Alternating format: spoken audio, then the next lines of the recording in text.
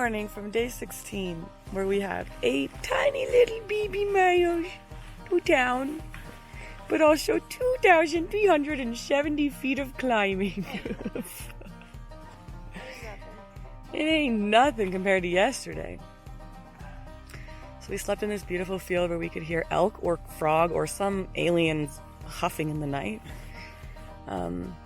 Poor Hat Trick's tent poles kept falling, or his bivy poles kept falling on his head. In the middle of the night, all I heard was, "Damn it!" But yeah, we just have like a small little 8 miles into town where we can maybe get some hot breakfast. But yeah, so let's get into it.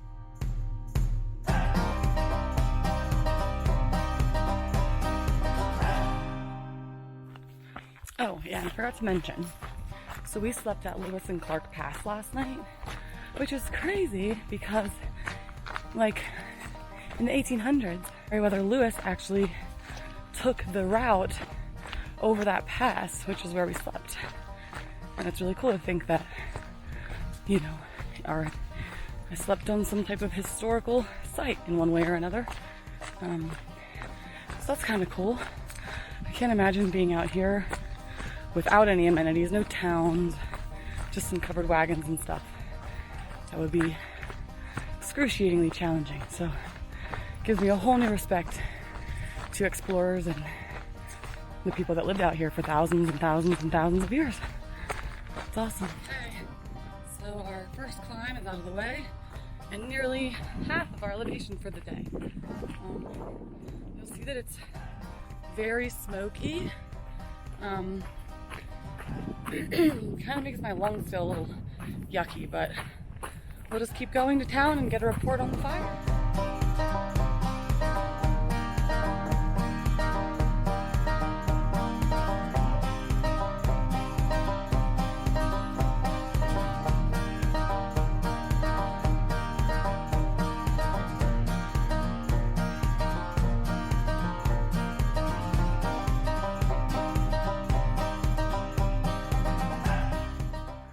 We found a yurt.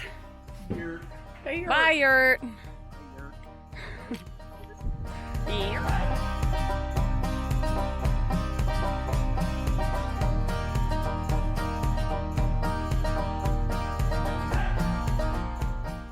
Now we just have to convince someone to pick up 3 smelly hikers.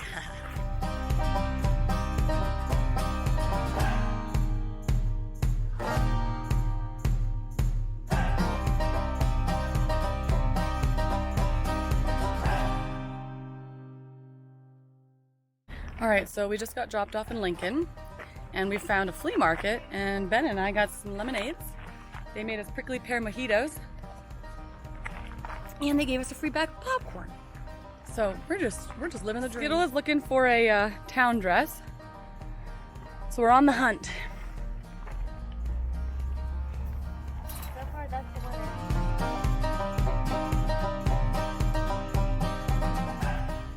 That's a big burger, Ben.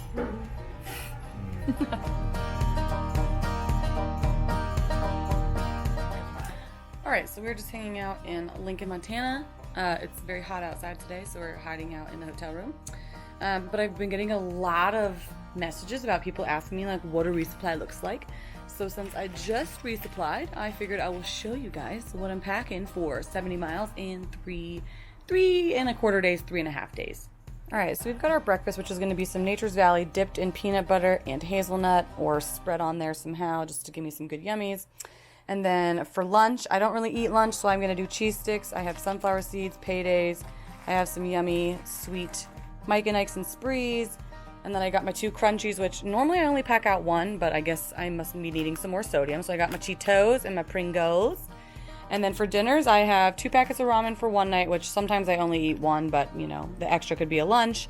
Then I've got some shells and cheese and a cheddar broccoli rice and a pack of gum for those climbs, just because, you know, your mouth gets dry as shit. And each resupply looks different. Sometimes I have different candies, sometimes I have different crunchies, sometimes I have different dinners, sometimes I don't have breakfast at all, sometimes I don't have cheese sticks. So it's just what I have at the moment. Hope you enjoy it.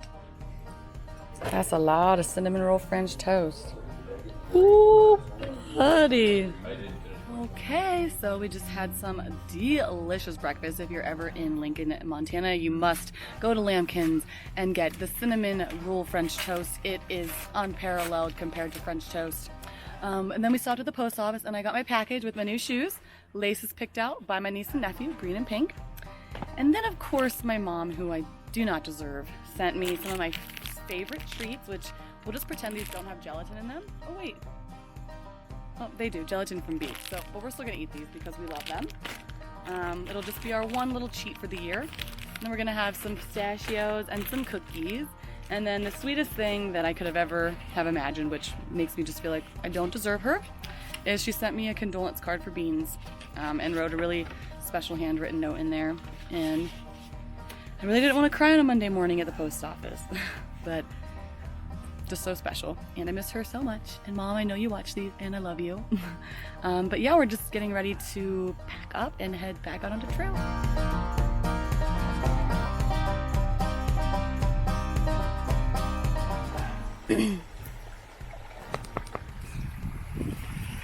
All right, we are a whopping 0.3 into our day, and we're filling up our water for the last bit for 12 miles.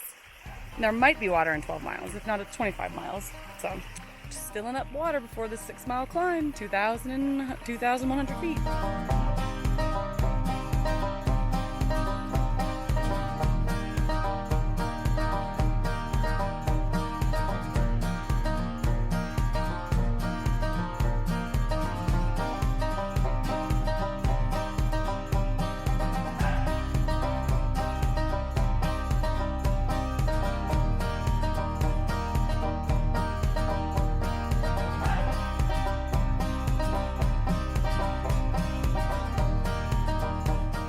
So we got to Fletcher Pass, where we had to walk like half a mile down an embankment to get water. And I want mac and cheese tonight. So I packed out 4 liters. And my back feels like it's breaking. But there's no water for like, I don't know, 10 more miles.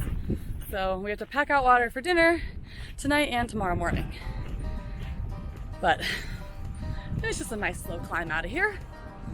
We're on the road.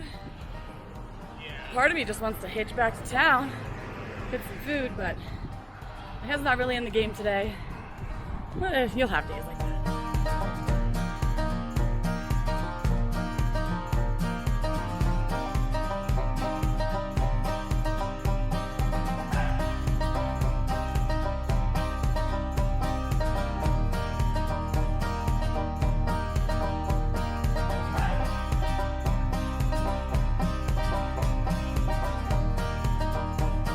Okay, so we got to where we were gonna camp and we're having dinner, and then I think we're actually gonna do a few more miles because it's only like 6:15 and we're all feeling pretty good, which means we'll have less miles tomorrow and the next day before we get Mexican food. Oh my god, I'm so excited.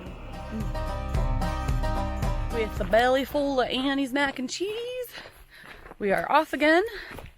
It is starting to drizzle a little bit. Oh, but look, we're out of the burn area. Nice.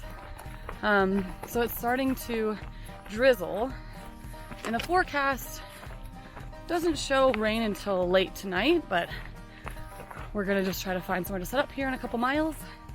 And hopefully it doesn't rain too hard tonight. And we'll be to the High Divide Outfitters tomorrow morning where we can get some water, and Patrick, aka Ben, needs some new socks. So that's on the agenda tomorrow. Tonight is just find a campsite while it's dry.